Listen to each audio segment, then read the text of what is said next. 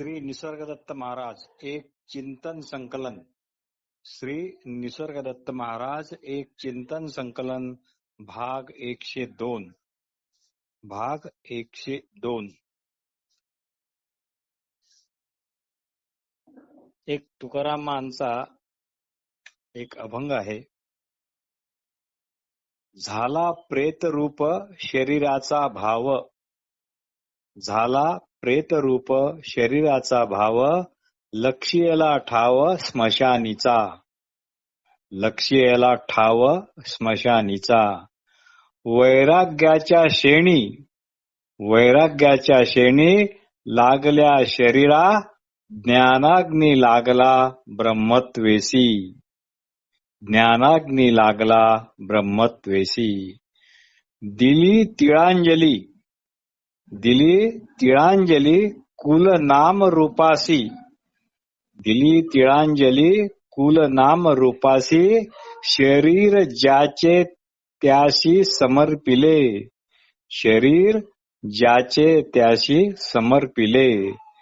तुका म्हणे रक्षा झाली आपोआप, उजळला दीप गुरुकृपा. तुका म्हणे रक्षा झाली आपोआप, उजळला दीप गुरुकृपा. शरीर शरीराच्याच ठिकाणी आहे, कारण आता शरीराचे धर्म शरीराच्या ठिकाणीच आहेत. हे समजल्यामुळे शरीर जणू हे आता प्रेतरूप झालेले आहे. आता आम्ही ब्रह्मस्थितीचे अनुसंधान, हेच जणू स्मशान. ब्रह्मस्थितीचे अनुसंधान हेच जणू स्मशान, यातच निरंतर वास करतो. आता आमचा मुक्काम, आमचा ठाव तो केवळ हाच. देहरूपी मडके माझे न म्हणता, एकदाचे आम्ही गुरुचरणावर फोडून मोकळे झालो आहोत. पण ते मडके फुटताच त्यातून एक मोठा आवाज झाला व तत्वमस्यादी इत्यादी महावाक्यांची मोठी गर्जना झाली. ज्याचे आपले शुद्ध अशा असणेपणाकडे पूर्णपणे लक्ष आहे, त्याला द्वैत काय हे माहीतच पडत नाही व द्वैत हे दुःखाचे मूळ त्यांच्या दृष्टीने आता गहाळ झाले आहे. म्हणून जो आपल्या शुद्ध असणेपणाकडे कानाडोळा करतो, तो मात्र दुःखी कष्टी राहतो व जो आपल्या शुद्ध असणेपणाला चिटकून राहतो, तो मात्र शांत निवांत राहतो. जो आपल्या शुद्ध असणेपणाकडे कानाडोळा करतो, तो मात्र द्वैतात्मक किंवा भेदात्मक स्थितीतच अडकलेला आहे. श्री निसर्गदत्त महाराज म्हणतात, दोन जीव मजा करतात व त्याचा परिपाक कुणाच्या तरी सजा भोगण्यात होतो. श्री निसर्गदत्त महाराज म्हणतात, दोन जीव मजा करतात आणि त्याचा परिपाक म्हणजे कुणाला तरी सजा भोगण्यात होतो. पण या सजा भोगणाऱ्याला सद्गुरूने ते तूच आहेस असा ज्ञानाचा आरसा दाखवला व त्यात त्याला त्याचे खरे रूप पाहायला लावले, तर त्याचे कल्याणच झाले समजा. आपण शरीर हे निव्वळ शरीर असून ते शरीराच्या ठिकाणीच त्याच्या शरीर धर्माने वावरते असे न समजता त्याला माझे म्हणून फसतो. आपण शरीर हे निव्वळ शरीर असून ते शरीराच्याच ठिकाणीच त्याच्या त्याच्या शरीर धर्माने वावरते असे न समजता त्याला माझे म्हणून फसतो. आपल्याला वाटते आपण हातपाय हलवतो, डोळ्यांनी पाहतो, कानाने ऐकतो, तर झाले हे माझे शरीर.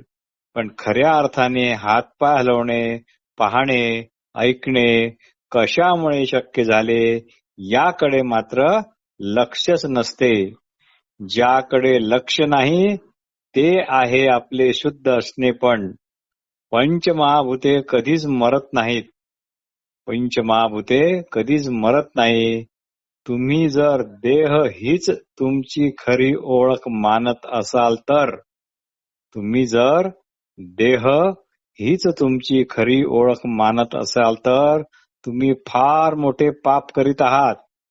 श्री निसर्गदत्त महाराज म्हणतात, आपले केवळ शुद्ध असणे हे कधीच व्यक्तिगत असे राहत नाही. श्री निसर्गदत्त महाराज म्हणतात, आपले केवळ शुद्ध असणे हे व्यक्तिगत नाही. ही शुद्ध असणेपणाची जाणीव ही व्यक्तिमत्व नाही, पण तुम्ही स्वतःला कोणीतरी मानता, अमुक तमुक असे मानता.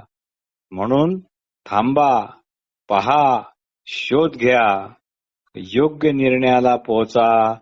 धैर्याने शोध घेत घेत पुढे चला.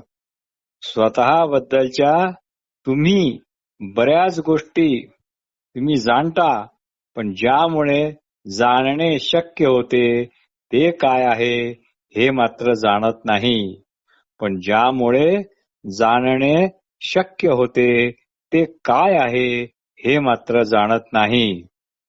तुम्ही जे काही पाहता, ऐकता किंवा विचार करता, तात्पर्य जे काही घडते, जे काही घडते ते तुम्ही नाही, तर ज्यामुळे हे घडणे शक्य झाले त्याला ओळखा.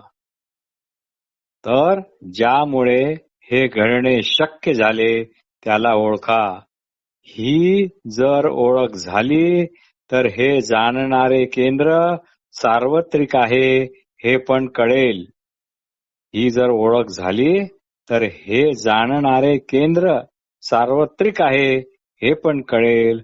मग तुम्हाला असा अद्भुत अनुभव येईल की जगात कुठेही कधीही जे काही घडते ते तुम्हालाच घडत आहे असे वाटेल.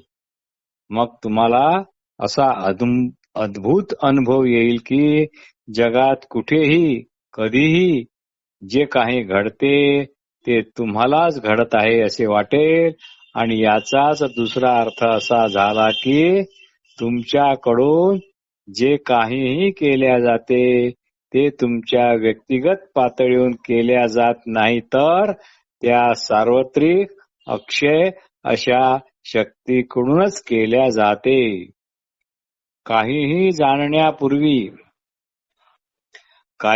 जाणण्यापूर्वी तुम्ही हे जाणणे कशामुळे शक्य होत आहे याचा शोध मात्र घेतला पाहिजे.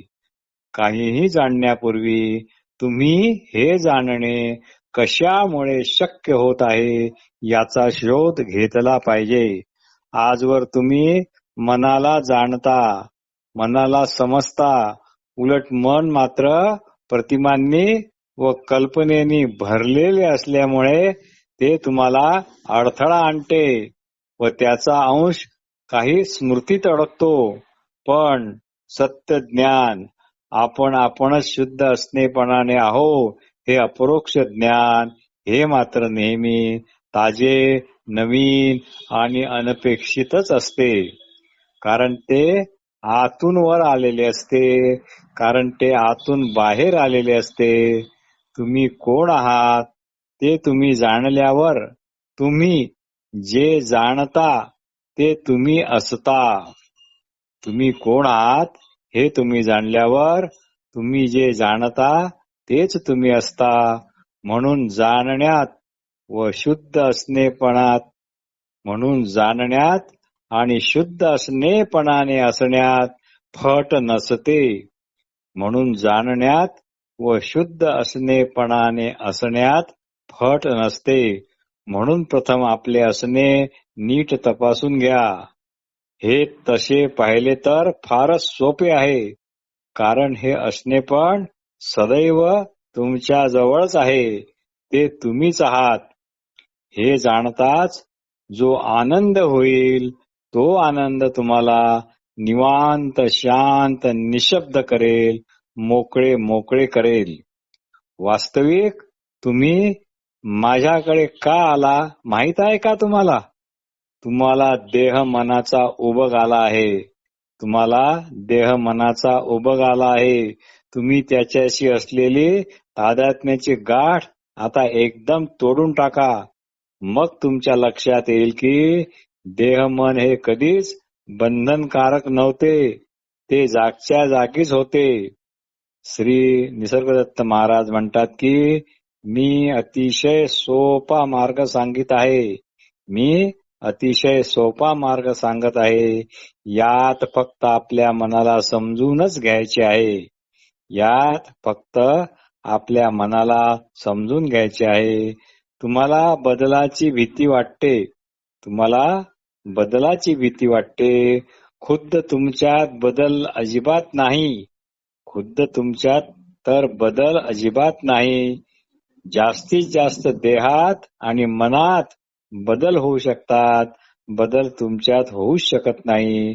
बदल तुमच्यात होऊच शकत नाही. तुम्ही जाणीव नेणीव याच्या पलीकडे अशा स्वस्वरूपात एकाकीपणे स्थिरच आहात. तुम्ही जाणीव नेणीव याच्या पलीकडे अशा असलेल्या स्वस्वरूपात एकाकीपणे स्थिरच आहात. कोणत्याही प्रयत्नाने तुम्ही येथे पोहोचणार नाही. केवळ स्पष्ट ज्ञानानेच हे शक्य होईल. केवळ स्पष्ट ज्ञानानेच हे शक्य होईल. तुमच्या गैरसमजाचा तुम्ही मागोवा घ्या. ते जाणून घ्या. त्याचे मिथ्या स्वरूप लक्षात येताच ते आपोआप गळून पडेल. मग लक्षात येईल की शोधण्यासारखे व मिळवण्यासारखे काहीच नाही. कारण तुम्ही काही मुळात हरवलेलेच नाही. स्वस्थपणे मी आहे या जाणीवेवर व आपल्या शुद्ध असणेपणावर लक्ष ठेवा. सद्वस्तू त्याच्याच मागे आहे.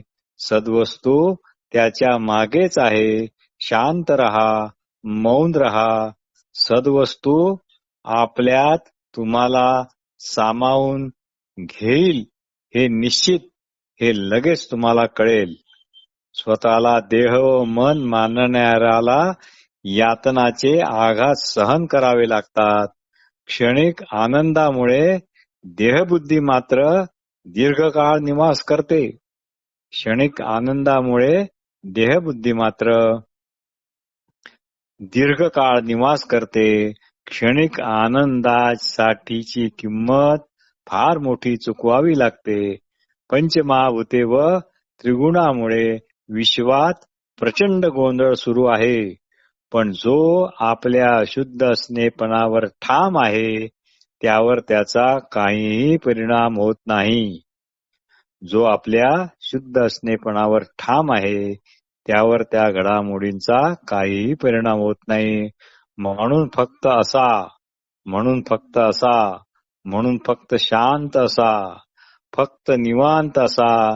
तुमच्यावर कुठलीही खोच पडू देऊ नका. जो बदल अनुभवतो तो कधीच बदलत नाही. ही काळ्या दगडावरची रेघ आहे. हे लक्षात ठेवा. देह देहाच्या ठिकाणी त्यांच्या त्याच्या धर्माने वागतात. मन मनाच्या ठिकाणी त्याच्या त्याच्या धर्माने वागून सारखे बदलत राहतात. तुम्ही बदलत नाही. तुम्ही नाही. ते सारखे बदलतात. तुम्ही नाही. सध्या तुम्हाला काही शोधावे वाटते, चाचपडावे वाटते. ते पण आशादायकच आहे. अपयश येणार नाही याची खात्री बाळगा. या शोधात काय निष्फळ आहे, कुठे धोका आहे हे तुम्हाला आपोआप कळेल आणि तुमचा गोंधळ हा सुद्धा आपोआप शमेल. स्वतःला सुधारण्याचा, स्वतःत बदल करण्याचा स्वतः व्यर्थ प्रयत्न करू नका. बदलणारे तुम्ही नाही.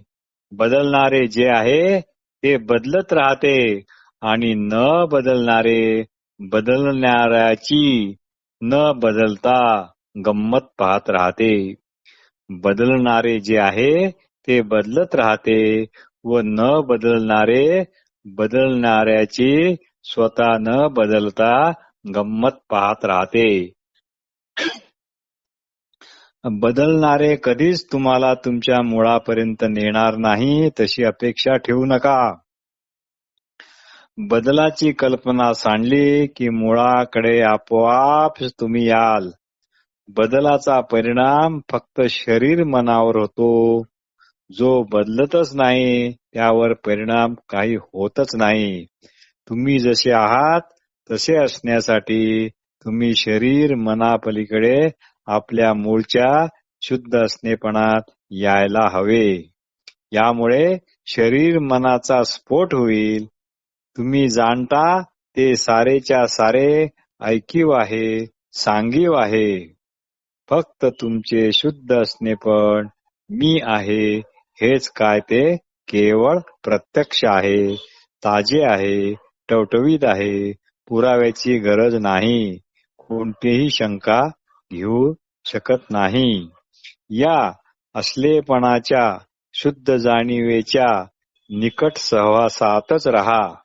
लोक अध्यात्माबद्दल भरपूर बोलतात, पण त्या प्रक्रियेत मात्र ते मुख्य स्व वगळून सर्व गोष्टीचा उहापोह करतात. जणू एखादी सवाष्ण बाई सर्व शृंगार करते पण मुख्य कुंकूच लावत नाही. त्याप्रमाणे हे आहे. गाढ झोपेत काहीही असत नाही. जागेपणी तीच अवस्था प्राप्त करण्याचा प्रयत्न करा, असे श्री रमण महर्षी म्हणतात. गाढ झोपेत काहीही असत नाही. जागेपणी तीच अवस्था प्राप्त करण्याचा प्रयत्न करा. यालाच रमण महर्षी जागृत सुषुप्ती असे म्हणतात. यालाच श्री रमण महर्षी जागृत सुषुप्ती असे म्हणतात. व्यक्ती ही मनाची निर्मिती आहे. स्वतःबद्दलच्या तुमच्या संकल्पना ह्या हमखास बदलत राहतात. अशी कोणतीही स्थिर कल्पना नाही की जिला तुम्ही तुमचे खरे व्यक्तिमत्व म्हणू शकाल. अशी कोणतीही स्थिर कल्पना नाही की जिला तुम्ही तुमचे खरे व्यक्तिमत्व म्हणू शकाल. तुम्हाला ते जमणारच नाही. जेव्हा मिथ्याला तुम्ही मिथ्या म्हणून पाहायची सुरुवात करता तेव्हा ते मिथ्या आपोआप लोप पावते. कधी कधी कुणाकुणाला अगदी मृत्यूसमयी पण हे जाणवते की तो देह मन नाही. देह आणि मन हे आपापल्या ठिकाणी आपापल्या स्वभाव धर्मानुसार वागतात. या इतक्या त्याच्या बोधामुळे, इतक्या त्याच्या समजामुळे सुद्धा तो स्वस्वरूपात मरताना स्थिर राहतो. उठणे, गाढ झोपणे, स्वप्नावस्था, पंचमहाभूते, त्रिगुण या साऱ्या यातनाच आहेत. हे लवकरात लवकर जाणा आणि सुटका मिळवा. अज्ञानी मरतो, ज्ञानी राहतो हे लक्षात ठेवा. मी आहे, मी केवळ शुद्ध असणेपणानेच आहे ही धून मात्र सतत गात राहा. ही धून मात्र सतत गात राहा. जबर प्रयत्न म्हणजे आटोकाट प्रयत्न केल्याखेरीज तुम्हाला याची खात्री पटणार नाही की कुठल्याही प्रयत्नाने काहीही होत नाही. पण प्रथम आपण मोठी डिंग मारतो आणि शेवटी मात्र शेपूट घालतो. इथे केवळ ते तूच आहेस या सद्गुरु वचनावरच पूर्ण विश्वास हवा. कठोर वस्तुस्थितीच स्वप्रतिमाचा, व्यक्तित्वाचा फोलपणा आणि क्षुल्लकपणा आणि शूद्रपणा दाखवू शकते. जीवनात अटळ व दुःखद घटना ह्या घडतच राहतात. त्या स्वीकारून पुढे पुढे जावे लागते. आपणच काही हेतू मनात बाळगून असतो व काही स्वस्वरूपाकडे लक्ष नाही म्हणून तुम्हीच तुमच्यासाठी वाईट घटना ह्या आमंत्रण दिल्यासारख्या बोलवून आणता, निर्माण करता. याचा फायदा मात्र एकच की यातून पुण्य असे करायचे नाही ही शिकवण घेता येते. अर्थात ती शिकवण घेणाऱ्यालाच घेता येते. ही पण मात्र एक कला आहे. दुःख म्हणजे दुःख, ते सहन करावेच लागते. ते सहन करा आणि एकदाचे मोकळे व्हा. जास्त चिकित्सा करू नका. शरीर मनाशी संबंधित जेवढेही काही असते ते सदैव सापेक्षच असते. ते निरपेक्ष करू पाहणे हे अत्यंत चुकीचे आहे. सध्या तुम्ही जेही काही असाल ते जसे आहात तसे स्वीकारा. सध्या तुम्ही जेही काही असाल ते जसे आहे तसे स्वीकारा व थांबा व पहा. त्यातच खोलवर जा. यालाच श्री जे Krishnamurthy remaining with what is असे म्हणतात. यालाच श्री जे Krishnamurthy remaining with what is म्हणतात. म्हणून जे तुम्ही जेही काही असाल ते जसे आहात तसे स्वीकारा व थांबा व पहा. त्यातच खोलवर जा. शरीर मनापूर्वी मी आहे. मी अगोदरचा आहे. म्हणजे लिपी अक्षरामागचा कोरा कागद आहे अशा अर्थाने. फार फार पूर्वीचा सनातन वगैरे अशा अर्थाने नाही. म्हणून शरीर मनापूर्वी मी आहे. मी आहे किंवा आपला शुद्धपणा हा काही विचार नाही. काही लोक म्हणतात हा पण तर एक विचारच आहे. पण हा पण एक विचारच आहे हे कळणे ज्यामुळे शक्य होत आहे तेच तर आहे शुद्ध असणे. पण शरीर मन माझ्यामुळे आहे. मी शरीर मनामुळे नाही. माझे मूळचे शुद्ध असणे पण नेहमी करता पुराव्याविना सर्व काळी हजरच आहे. कल्पना करा, एखादे झाड माकडाला विचारते, तुला इकडून तिकडे जागोजागी जाता येते? असे तुला गंभीरपणे वाटते काय? एखादे झाड माकडाला विचारते, तुला इकडून तिकडे जागोजागी जाता येते असे तुला गंभीरपणे वाटते काय?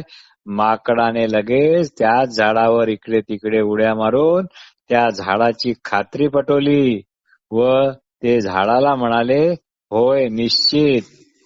तुम्ही काहीही पाहिले, ऐकले, गंधले, स्वादले, स्पर्शले तरी तुम्ही नेहमी आपलेच शुद्ध असणेपणा पाहत असता याची खात्री बाळगा.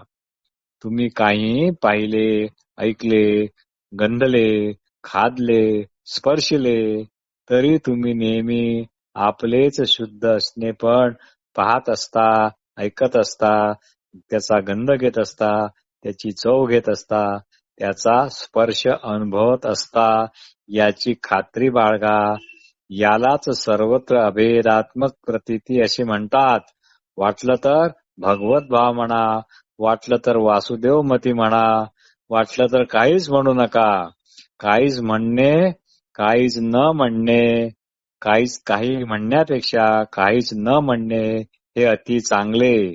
कारण त्यामुळे वादिवादाला जागा मिळत नाही. म्हणून शांत निवांत केवळ भिंतीला टेकून मिळेल तितक्या वेळ डोळे मिटून केवळ आणि केवळ शांत बसून राहा. दुसरे करायचे तरी काय? नमस्कार.